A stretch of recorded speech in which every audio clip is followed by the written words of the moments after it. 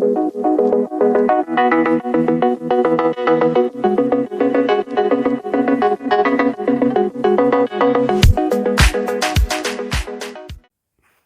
Everyone and welcome to utter study point. आज के इस वीडियो में हम बात करेंगे क्लास 12 फिजिक्स नीट एग्ज़ाम के लिए कुछ इंपॉर्टेंट क्वेश्चंस जो कि करंट इलेक्ट्रिसिटी चैप्टर से रहेंगे, यानी कि विद्युत धारा में। हम हिंदी मीडियम में सवाल देखेंगे, कुछ ऐसे बेहतरीन सवाल जो कि आपके एग्ज़ाम के लिए इम्पोर्टेंट है। तो चलिए शुरू करते हैं आज के पहले सवाल से। सवाल है कि नीचे दिए गए चित्र का संदर्भ लेते हुए नेटवर्क का प्रभावी प्रतिरोध है। तो इस चित्र का प्रतिरोध हम ज्ञात करेंगे। तो देखिए, यहाँ से अगर हम इसका प्रभाव देखें तो अगर हम वोल्टेज यहाँ से यहाँ के बीच बैटरी कनेक्ट कर दें तो ये तीनों क्या हो गए, श्रेणी में। ये तीनों श्रेणी में हो जाएंगे, यानी कि प्रभावी अगर मैं इसका बनाऊँ एक अलग से तो ये हो गया R, और ये तीनों श्रेणी में है तो जुड़ के क्या हो जाएंगे 3R, और फिर यहाँ से ये जो श्रेणी है वो जुड़ के क्या हो जाएगी 3R। ठीक है, अब देखिए ये तीनों 3R और ये 3R किस में है, समांतर क्रम में है, यानी कि इसका R इक्वलेंट क्या हो जाएगा 1/3R प्लस 1/3R बराबर 1/R इक्वलेंट। तो यहाँ से अगर हम एलसीएम लेंगे 3R आएगा 1 + 1, यानी कि 1/R इक्वलेंट बराबर आ गया 2/3R, यानी कि R का मान हो जाएगा यहाँ से 3R/2। यानी कि इन दोनों को सिंप्लीफाई करके मैं यहाँ पे क्या लिख दूंगा R, और ये श्रेणी क्रम में क्या इतना हो जाएगा 3R/2। अभी दोनों श्रेणी क्रम में है तो जुड़ जाएंगे, तो R + 3R/2, और ये हो जाएगा 2R + 3R/2, यानी कि 5R/2। यानी कि इसका तुल्य प्रतिरोध कितना हो जाएगा 5/2 × R हो जाएगा। ऑप्शन 2 इसका क्या हो जाएगा, सही आंसर हो जाएगा। नेक्स्ट आगे बढ़ते हैं। सवाल कह रहा है कि उपरोक्त चित्र में बिंदु ए और बी के बीच दर्शाए गए नेटवर्क का समतुल्य प्रतिरोध क्या होगा। प्रत्येक प्रतिरोध का मान R है। तो देखिए अगर बिंदु कौन कौन से है, बिंदु है यहाँ पे A, ये रहा, और दूसरा बिंदु है यहाँ पे B। देखिए अब इसको अगर मैं सिंप्लीफाई करूँगा तो यहाँ से अगर मैं इसको मूव करूँ तो देखिए ये बिंदु कितना है B है, और इस तार के बीच में कोई भी प्रतिरोध नहीं है जो कि इस पर अटैच हो, यानी कि विभव अगर मैं कहूँ यहाँ पे B का विभव जो होगा वो सेम यहाँ पे होगा, वो भी यहाँ पे होगा, और वही सेम विभव यहाँ पे होगा, और ये सेम भी विभव क्या होगा यहाँ पे, यानी हर जगह बिंदु में क्या लिख सकता हूँ B लिख सकता हूँ। तो अब चित्र को ध्यान से देखें तो B और A के बीच में एक प्रतिरोध लगा है, फिर A और B के बीच में एक और है, A और B के बीच में एक और, A और B के बीच में एक और प्रतिरोध है। यानी ये सिचुएशन कुछ इस प्रकार हो जाएगी, ये बिंदु A है और ये बिंदु B है। इसके लिए पहला प्रतिरोध R, दूसरा प्रतिरोध भी R, और ये तीसरा प्रतिरोध R, और एक चौथा प्रतिरोध भी क्या लग जाएगा R। चारों प्रतिरोध किस रूप में हो जाएंगे, समांतर क्रम में। समांतर क्रम में जब हम जोड़ेंगे तो ये क्या हो जाएगा 1 + R plus 1/R plus 1/R, यानी कि यहाँ से एलसीएम लेंगे तो ये हो जाएगा R, और ऊपर कितना हो जाएगा 4, यानी कि R इक्वलेंट बराबर हो जाएगा R/4। यानी कि इसका आंसर कितना हो जाएगा R/4, जो कि क्या है थर्ड ऑप्शन इसका करेक्ट आंसर है। नेक्स्ट आगे बढ़ते हैं। अगला सवाल है कि नीचे दिखाए गए चित्र में 6 ओम प्रतिरोधक से प्रवाहित धारा होगी। ठीक है, तो देखिए इसका अगर मैं डायग्राम बनाऊँ तो यहाँ से 1.2 एम्पीयर की धारा प्रवाहित हो रही है। मैंने माना इसमें से धारा प्रवाहित हो रही है I, यानी कि इसमें धारा प्रवाहित हो रही है I, तो इसमें से कितनी हो जाएगी 1.2 - I। ठीक है, ये धारा और ये 10 में धारा इतनी बढ़ जाएगी। अब देखिए दोनों समांतर क्रम में जुड़े हैं तो इनका विभव क्या होगा, समान होगा, यानी V1 बराबर क्या हो जाएगा V2। तो V1 का मान कितना हो जाएगा 6 × I बराबर V2 का मान कितना हो जाएगा 4 × उसमें बहने वाली धारा 1.2 - I। ठीक है, इसको सिंप्लीफाई करेंगे तो 6I बराबर कितना हो जाएगा 4, और इसको मल्टीप्लाई करें तो कितना हो जाएगा 4.8 माइनस कितना हो जाएगा 4I। या माइनस इधर जाएगा तो क्या हो जाएगा प्लस, तो ये हो जाएगा 6I + 4I = 4.8, यानी कि इसके अंदर धारा हो जाएगी कितनी 10I बराबर 4.8, यानी कि I का मान यहाँ से मिल गया 4.8/10 बराबर हो जाएगा 0.48 एम्पियर। और इसमें I ही धारा प्रवाहित हो रही है, यानी कि I का मान कितना मिल जाएगा हमें 0.48 एम्पियर धारा का मान मिल जाएगा। नेक्स्ट क्वेश्चन पे बढ़ते हैं।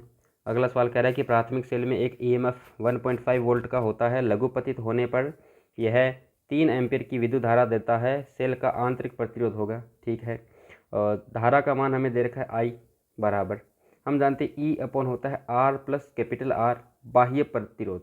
बाह्य प्रतिरोध ये कह रहे हैं लघुपतित है, यानी एक सिंपल तार है, तो सिंपल तार का प्रतिरोध कितना हो जाएगा, यहाँ पे हम 0 ले लेंगे तो ये आर का मान इसके लिए क्या हो जाएगा 0, यानी आई बराबर रहेगा E/R। आई का मान दे रखा है 3 एम्पियर, ए का मान दे रखा है 1.5, आर का मान ज्ञात करना है, यानी आर बराबर क्या हो जाएगा 1.5/3, यानी ये हो गया 1/2, यानी कि आर बराबर हो गया 0.5 ओम। थर्ड ऑप्शन इसका क्या हो जाएगा करेक्ट आंसर हो जाएगा। अगला देखते हैं। अगला, एक धात्विक चालक में मुक्त इलेक्ट्रॉनों की गतिशीलता म्यू माध्य विश्रांति काल टाउ पर निर्भर करती है। तो देख लिए, हम जानते हैं कि म्यू बराबर क्या होता है, जो कि क्या होती है गतिशीलता। गतिशीलता होती है म्यू बराबर और VD/, क्या हो जाएगा E हो जाएगा, है ना। VD/E के लिए हम सूत्र जानते हैं, V म्यू होता है। अब अगर हम VD का मान रखें ढंग से, तो म्यू बराबर होता है VD होता है E टाउ अपॉन क्या होगा M, और यहाँ से क्या हो जाएगा E, यानी कि म्यू बराबर क्या हो जाएगा E टाउ/M हो जाएगा, यानी टाउ के ये क्या हो जाएगा समानुपाती रहेगा, अर्थात थर्ड ऑप्शन क्या हो जाएगा इसका करेक्ट आंसर हो जाएगा। नेक्स्ट क्वेश्चन बढ़ते हैं दोस्त। अलग अलग समान तापमान T1 और T2 पर किसी दिए गए धातु के तार के लिए धारा I और वोल्टेज V के मध्य ग्राफ दे रखा है, ठीक है, यह निष्कर्ष निकालता है। देखिए, हम जानते हैं कि इसका प्रतिरोध जो होता है, जो स्लोप होता है 1/R के बराबर होता है, और स्लोप ही से ही हमें इसके प्रतिरोध का मान पता चलता है। तो अगर मैं देखूँ यहाँ से, ये T1 है, ये T2 है, तो इन दोनों में प्रतिरोध का मान किसका ज़्यादा होगा, T2 का मान होगा। अब धातु के केस में, है ना, याद रखिए कि धातु में जब हम ताप बढ़ाते हैं, ताप बढ़ाने से प्रतिरोध क्या हो जाएगा, धातुओं में प्रतिरोध भी क्या होगा बढ़ेगा, यानी जिसका प्रतिरोध ज़्यादा है उसका तापमान भी क्या होगा ज़्यादा होगा, यानी कि इसका प्रतिरोध क्या है ज़्यादा है, तो इसका तापमान भी ये क्या रहेगा ज़्यादा, यानी कि T2 इज़ ग्रेटर देन क्या रहेगा T1, यानी कि सेकंड ऑप्शन क्या रहेगा इसका करेक्ट आंसर रहेगा। ठीक है, नेक्स्ट बात करते हैं। अगला सवाल क्या कह रहा है कि 12 ओम, 4 ओम और 6 ओम प्रतिरोध के 3 प्रतिरोधक उपलब्ध है, उनके समतुल्य श्रेणी और समांतर संयोजन का अनुपात होगा। ठीक है, चलो, हमें R1 का मान दे रखा है 12, R1 है 12 ओम, R2 का मान दे रखा है हमें 4 ओम, R3 का मान हमें दे रखा है 6 ओम। ठीक है, सबसे पहले R श्रेणी के लिए मान ज्ञात करेंगे, तो 12 और 4 कितने हो गए 16, 16 और 6 22 ओम हो गया RS का मान। श्रेणी क्रम में तीनों प्रतिरोध जुड़ जाएंगे।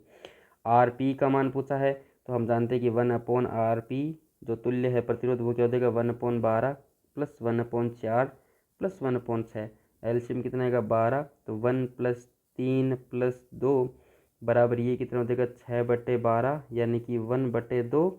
RP का मान कितना हो गया 2 हो गया। अब इन दोनों का अनुपात हमसे पूछा है, तो RS/RP बराबर RS का मान रख दिया 22 ओम और RP का मान रख दिया 2 ओम, तो यहाँ से हमें अनुपात कितना मिल गया 11 का अनुपात मिल गया, यानी कि ऑप्शन 1 क्या हो जाएगा इसका करेक्ट आंसर हो जाएगा। अब आगे बढ़ते हैं नेक्स्ट सवाल की तरफ। तो नेक्स्ट सवाल क्या कहता है कि चित्र में दिखाए गए 4 परिपथ पर विचार करें, किस परिपथ में बिजली का अपव्यय सबसे अधिक होता है। ठीक है, तो देखिए कि हमें पहला प्रतिरोध दे रखा है, 4 कुछ सर्किट दे रखे हैं जिसमें E हमें दे रखा है और प्रतिरोध दे रखा है। हम जानते हैं P बराबर होता है V²/R। ठीक है, यानी कि यहाँ पे क्या हो जाएगा P बराबर हो जाएगा E²/R तुल्य, जो भी हमें टोटल प्रतिरोध दे रखा है। अब देखिए, अगर जिस परिपथ में प्रतिरोध का मान सबसे कम होगा, उसका जो पावर वे है, पावर कंजप्शन है, वो क्या होगा सबसे ज़्यादा होगा। R प्रतिरोध सबसे कम कब होगा, किस स्थिति में होगा, देखिए कि यहाँ पे 2 श्रेणी है, दोनों जुड़ जाएंगे यानी ज़्यादा होगा, और इसमें 2 ये समांतर में है और उसके साथ एक श्रेणी प्रतिरोध है वो भी जुड़ेगा। ये 2 श्रेणी में है, ये 2 जुड़ेंगे 2R होगा, प्लस उसके साथ R में क्या है समांतर क्रम में है, यानी इसका मान भी ज़्यादा होगा। सबसे कम अगर मान हम देखें तो इसका मान हमें मिलेगा, और वो कितना हो जाएगा R/2, यानी कि फर्स्ट परिपथ में हमें सबसे ज़्यादा शक्ति व्यय मिलेगा, क्योंकि इसका प्रतिरोध क्या है सबसे कम है। तुलना करें तो इसका कितना हो जाएगा 2R, और ये हो जाएगा R और R/2 प्लस R कितना हो जाएगा 3R/2। ठीक है, इसमें कितना हो जाएगा, ये हो जाएगा 2R और R, यानी कि 1/2R प्लस R कितना हो जाएगा 1 + 2 यानी 2R/3। ये मान लगभग हो जाएगा 0.76318 और ये हो जाएगा 0.5R। तो देखिए 0.5R क्या है 0.6 से कम है, इसका मतलब फर्स्ट सर्किट में ही हमें शक्ति व्यय सबसे ज़्यादा देखने को मिलेगा। नेक्स्ट बढ़ते हैं अगले सवाल पे। अगला सवाल कहता है कि एक बाह्य प्रतिरोध 18 ओम को EMF 10 वोल्ट और आंतरिक प्रतिरोध 2 ओम के एक सेल पर लगाया जाता है, सेल का टर्मिनल वोल्टेज होगा। ठीक है, जो दे रखा है वो मान रखते हैं। बाह्य प्रतिरोध R है, हम जानते हैं कि I बराबर क्या होता है, E/R प्लस R होता है। I का मान हम ज्ञात करें यहाँ से, E का मान हमें कितने रखा, 10 वोल्ट अपॉन आंतरिक प्रतिरोध कितना है 2 ओम प्लस बाह्य प्रतिरोध कितना है 18 ओम, यानी कि धारा का मान यहाँ से आ गया 10/20 यानी कि 0.5 एम्पीयर हो जाएगा, या फिर इसे 1/2 ही रखते हैं, 1/2 एम्पीयर हो गया। ठीक है, अब हम क्या करते हैं, इसकी टर्मिनल वोल्टेज निकालते हैं। V बराबर हम जानते हैं E माइनस क्या होता है, I इंटू R होता है। तो V बराबर हो जाएगा E का मान कितना दे रखा है 10 माइनस धारा का मान कितना है 1/2 इंटू R बाह्य प्रतिरोध कितना है, सॉरी ये हो जाएगा इंटरनल प्रतिरोध है ना, E माइनस आई आर, आंतरिक प्रतिरोध कितना है 2 है, इन 2 से 2 गया 1, V बराबर हो गया 10 माइनस 1 बराबर 9 वोल्ट, यानी कि तुल्य प्रतिरोध का मान कितना हो जाएगा, इसका मान हो जाएगा 9 वोल्ट। तो बढ़ते हैं नेक्स्ट क्वेश्चन पे। अगला सवाल कहता है कि निम्नलिखित में से कौन सा कथन एक व्यवहारिक वोल्टमीटर के लिए गलत है। ठीक है, वोल्टमीटर को समांतर क्रम में जोड़ा जाता है, वोल्टमीटर को समांतर क्रम में जोड़ा जाता है। ठीक है, सही बात है, ये तो वोल्टमीटर को हम समांतर क्रम में जोड़ते हैं। अगला कह रहा है वोल्टमीटर का प्रतिरोध कम होता है। हाँ, ये भी बात सही है, वोल्टमीटर का प्रतिरोध बिल्कुल ही कम होता है ताकि उसमें से धारा प्रवाहित ना हो। अगला कह रहा है विभवांतर मापने के लिए वोल्टमीटर लगाया जाता है। बिल्कुल सही बात है, विभवांतर मापने के लिए ही हम वोल्टमीटर का इस्तेमाल करते हैं। नेक्स्ट है वोल्टमीटर परिपथ से धारा खींचता है, ये बात गलत है, ये बात बिल्कुल ही गलत है, क्योंकि वोल्टमीटर का प्रतिरोध बहुत उच्च होता है, बहुत उच्च होगा, और उच्च होने से क्या होगा कि उसका जो धारा का मान है उसमें क्या हो जाएगा, बिल्कुल ही कम हो जाएगा। यानी कि सेकंड ऑप्शन भी इसमें क्या है, गलत है। वोल्टमीटर का प्रतिरोध कम होता है, वोल्टमीटर का प्रतिरोध अत्यधिक अधिक होता है, इसलिए वह धारा कम खींचता है। यानी कि अगर हम आदर्श की बात करें तो उसमें बिल्कुल धारा नहीं खींचेगा, और अगर मान लो कि एक वोल्ट मीटर हम बनाते हैं उसमें धारा है तो बहुत ही कम मान खींचेगा। यानी कि इसके 2 और 4 दोनों ही ऑप्शंस क्या है, करेक्ट है। और अगर एग्जैक्ट करेक्ट माना जाए तो ऑप्शन 2 इसका क्या हो जाएगा, राइट आंसर हो जाएगा, क्योंकि किसी केसेस में वो धारा खींचता भी है लेकिन लगभग नगण्य के बराबर, लेकिन वोल्टमीटर का प्रतिरोध कभी भी कम नहीं होता है। ये बात क्या हो जाएगी, इसकी गलत हो जाएगी। नेक्स्ट बात करते हैं 41 क्वेश्चन क्या कह रहा है कि दिखाए गए विद्युत परिपथ में एमीटर 0 दिखाता है, ई का मान होगा, ई का मान होगा, एमीटर 0 दिखाता है, इसका मतलब इस परिपथ में धारा का मान कितना है, 0 है। चलिए मैं यहाँ से धारा ड्रॉ करता हूँ। धारा मैंने माना कि यहाँ से आई धारा गई, यहाँ से आई धारा गई, और यहाँ से धारा गई I1, और ये धारा हो जाएगी यहाँ से I माइनस क्या हो जाएगी I1, और यहाँ से धारा फिर ऊपर ना जाके टोटल धारा क्या हो जाएगी, यहाँ से I माइनस I1, और इसमें टोटल धारा हमें मिल जाएगी। ठीक है, चलिए अब मैं इस I1 वाले सर्किट को क्या करता हूँ, कंप्लीट करता हूँ, और इसका आंसर फाइंड आउट करने की हम क्या करते हैं, कोशिश करते हैं। तो अगर मैं देखूँ यहाँ से I1, तो ये I1 यहाँ से धारा गुजरेगी तो I1 का मान वो कह रहा है 0 होगा, यानी इस शाखा में जाने वाली धारा का मान भी क्या रहेगा, 0 रहेगा। ठीक है, तो हम क्या करते हैं, दोनों परिपथों में क्या करते हैं, दोनों में किरचॉफ का नियम लगाते हैं। पहले वाले में किरचॉफ का नियम लगेंगे तो I1 का मान कितना आएगा, क्योंकि एमीटर कह रहा है 0, तो I1 का मान हम ले लेते हैं 0। ठीक है, अब इसमें कैलकुलेट करते हैं। यहाँ से अगर हम ऐसे बढ़ें तो ये हो जाएगा -5 I1, माइनस यहाँ से बाहर से जाएंगे तो ई हो जाएगा, और यहाँ से निकलेंगे तो ये क्या हो जाएगा, plus I minus I1 into कितना हो जाएगा 3, बराबर क्या होना चाहिए 0। अब देखिए I1 का मान क्या होना चाहिए, 0 होना चाहिए, तो ये भी टर्म क्या हो जाएगी 0, ये बचेगा सिर्फ -E, और ये टर्म क्या हो जाएगी 0, यानी कि -E प्लस 3I बराबर क्या हो जाएगी 0। ये हो जाएगी समीकरण 1। ठीक है, अब दूसरे वाले परिपथ में लगाते हैं। दूसरे वाले परिपथ में यहाँ से मैं लगाऊँ तो ये हो जाएगा 12 प्लस और माइनस हो जाएगा 6I, और यहाँ से अगर मैं देखूँ तो I1 का मान 0 है तो ये भी कितना हो जाएगा -3I, और यहाँ से बराबर क्या हो जाएगा 0। तो I का मान हम यहाँ से निकाल लेंगे, ये हो गया 12 माइनस हो गया 6 और 3 9I बराबर 0, यानी कि I का मान हो गया 12/9, 3 से घटेगा 4/3 एम्पीयर, इसका मान हो जाएगा धारा का। यहाँ से अगर मैं मान रखूँ तो -E प्लस कितना हो जाएगा 3 इंटू 4/3, यानी 3 से 3 कट जाएगा, यानी ई का मान क्या रहेगा -4 वोल्ट, यानी कि ई का जो है उसका विभव जो है वो कैसा रहेगा, विपरीत दिशा में रहेगा, तभी यहाँ से धारा प्रवाहित होकर क्या हो जाएगी, 0 हो जाएगी। तो ए का मान क्या रहेगा हमें 4 वोल्ट। तो परिमाण में देखा जाए तो इसका मान कितना मिलेगा हमें, सॉरी ये यहाँ पे माइनस है प्लस है, तो आगे जाके क्या हो जाएगा माइनस और -4 -4 होगा, माइनस से माइनस क्लियर हो जाएगा, यानी कि ई का मान हमें कितना मिलेगा 4 वोल्ट। तो 41 का आंसर हो जाएगा 4 वोल्ट। नेक्स्ट बात करते हैं, अगला सवाल कह रहा है कि एक प्रतिरोध 240 ओम और एक अज्ञात प्रतिरोध 1 मीटर के बाएं और दाएं अंतराल में जुड़े हुए हैं। सेतु 0.75 सेंटीमीटर पर प्राप्त होता है। अज्ञात प्रतिरोध होना चाहिए। ठीक है, तो ये कह रहा है कि एक प्रतिरोध 240 ओम और एक अज्ञात प्रतिरोध है। तो यहाँ पे है 240 ओम और यहाँ पे प्रतिरोध जुड़ा हुआ है आर अज्ञात। ठीक है, यहाँ से हम अगर गैल्वेनोमीटर में देखते हैं, विक्षेप हमें मिलता है कहाँ से कहाँ तक, 75 सेंटीमीटर पे। तो जो अगला विक्षेप है वो कितना हो जाएगा 25 सेंटीमीटर। दोनों का अनुपात क्या होना चाहिए, बराबर होना चाहिए, यानी कि 240/75 सेंटीमीटर बराबर आर बटे कितना हो जाएगा 25 सेंटीमीटर। आर बराबर कितना हो जाएगा 240/75 इंटू कितना हो जाएगा 25, ये हो जाएगा 3, और 3 का इसमें डिवाइड करेंगे तो कितना आ जाएगा 80 ओम। इसका क्या हो जाएगा आंसर हमें मिल जाएगा, यानी कि आर का अज्ञात जो प्रतिरोध है वो कितना हो जाएगा 80 ओम हो जाएगा। नेक्स्ट बढ़ते हैं अगले सवाल पे। दिए गए धारा वितरण में आई का मान ज्ञात कीजिए। ठीक है, चलो देखते हैं।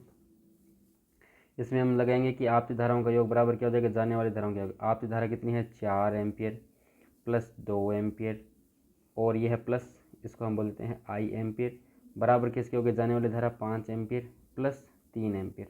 ठीक है, इसको हम बोल देते हैं आई। तो ये हो गया 4 और 2 6 एम्पियर प्लस आई बराबर हो जाएगा 5 3 8 एम्पियर, यानी आई बराबर हो जाएगा 8 - 6 बराबर 2 एम्पियर, यानी कि किरचॉफ के संधि नियम से इसका आंसर कितना हो जाएगा 2 एम्पियर हो जाएगा। नेक्स्ट क्वेश्चन है, एक मीटर ब्रिज सबसे अधिक संवेदनशील होता है जब संतुलन की लंबाई लगभग होती है 50 सेंटीमीटर।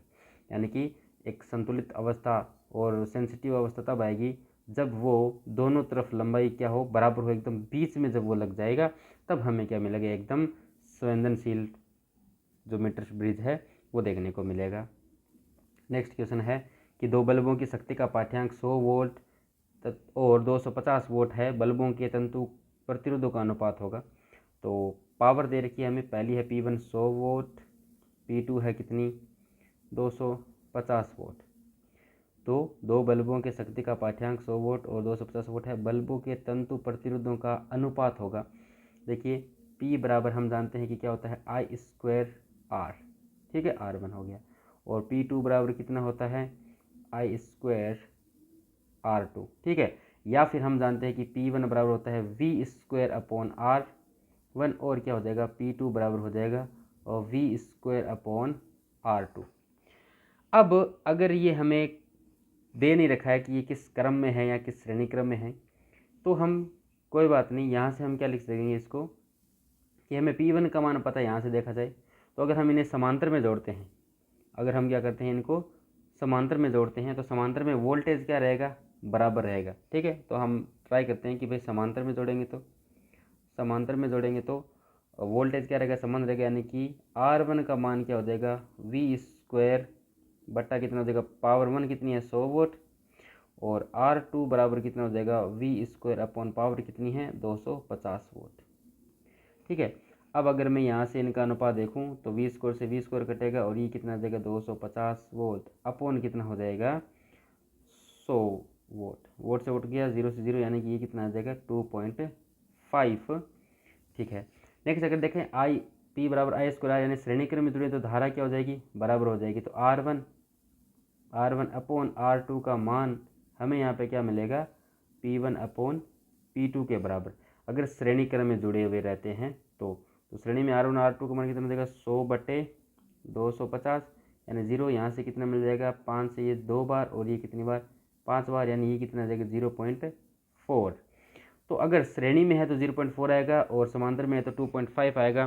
तो दो बल्बों की शक्ति का पाठ्यांक हमें दे नहीं रखा है कि भाई ये श्रेणी में है या फिर समांतर में है। तो अगर श्रेणी में हो तो इसका आंसर 1 है, और समांतर में अगर हो जाए तो इसका आंसर कितना हो जाएगा 2.5 आंसर हो जाएगा। ठीक है, तो इस प्रकार अगर हमें यहाँ पे क्वेश्चन में हो सकता है मिस्टेक हो, तो अगर श्रेणी होता तो 0.4 और अगर समांतर है तो 2.5 हो जाएगा। तो इस प्रकार हम क्या कर सकते हैं, इनका प्रतिरोध ज्ञात कर सकते हैं।